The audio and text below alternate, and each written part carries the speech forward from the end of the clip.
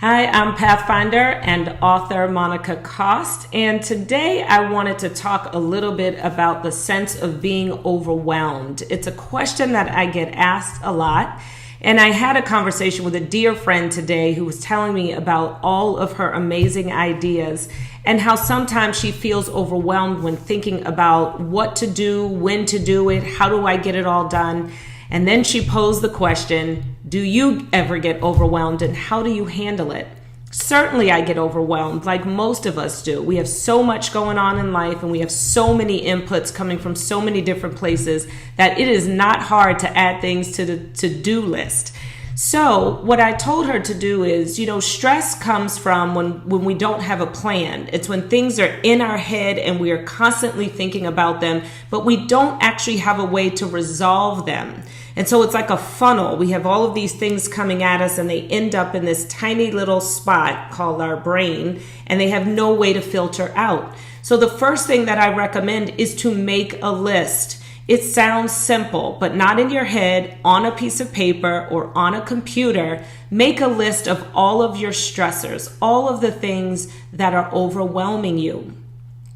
The next thing you want to do is go and write down the action that needs to be taken in order for that stressor to come off the list or to be resolved. What's the course of action that would create the optimal situation for you? The next thing you want to do is go through and look at the ease of taking the action. What's the sacrifice? What's the cost of actually having that action plan come to pass?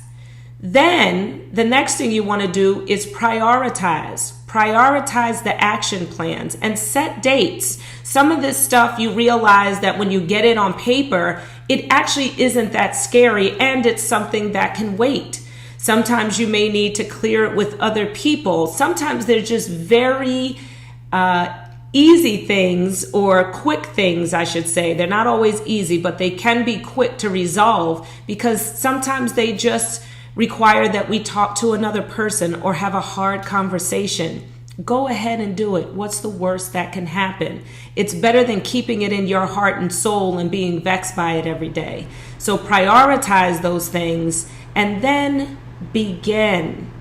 The last thing is to get an accountability partner, someone to hold you accountable for moving the needle on the various things that are stressing you out.